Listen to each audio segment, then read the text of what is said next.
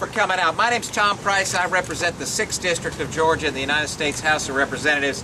And I'm here. We're in a very special place for a very special time for a very special person. This is the gal that can beat Roy Barnes right here.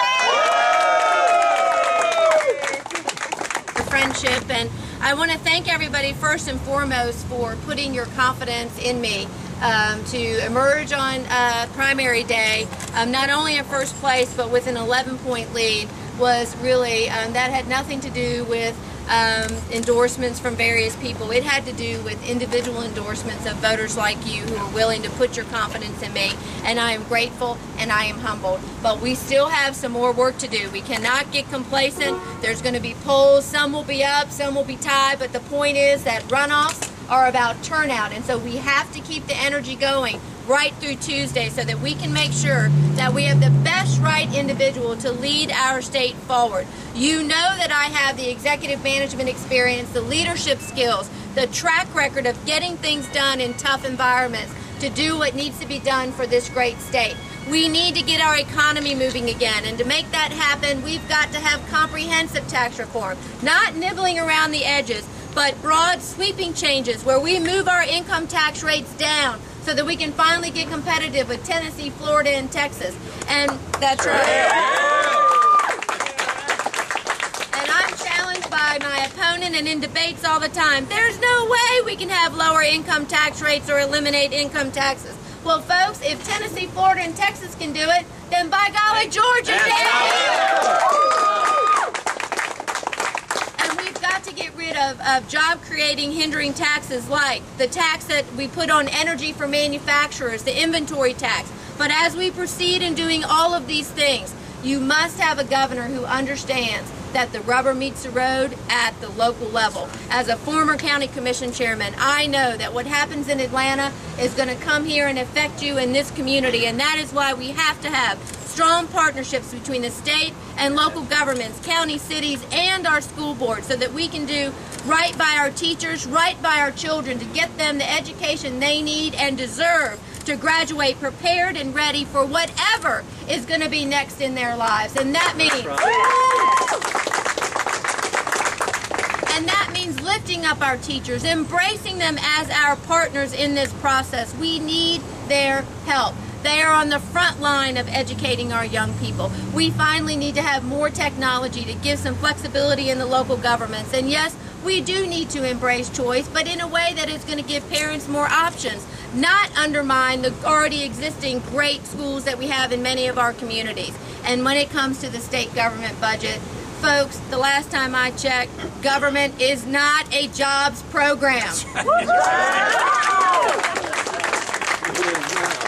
And as your governor, we are going to permanently downsize state government the same way I did in the Secretary of State's office, prioritizing and making sure that we are doing only those things that state government should do, leveraging technology, consolidating agencies, making sure that we are doing the most that we can with your tax dollars, because I understand that it's your money, not ours. Now, I will tell you, I've had the great, wonderful opportunity to travel this state over the past 15 months. And what I have seen is that we have wonderful, fantastic opportunities ahead of us. We just need to step up and do the hard things today in order to seize those opportunities.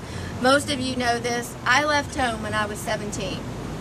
And I made my way in this world, getting a job, working hard, going to college at night. I was able to succeed and achieve, not just on my own account, but because of a great God, a great nation, and a wonderful state, and all of which afforded me tremendous opportunities to succeed and achieve. And in our next governor, we must have that leader who is going to step up, be bold, be willing to say what needs to be said, be willing to do what must be done to ensure that the next 17-year-old who might have to leave home because of a bad circumstance, that he or she too has every opportunity to succeed and achieve. Ladies and gentlemen, I am that leader.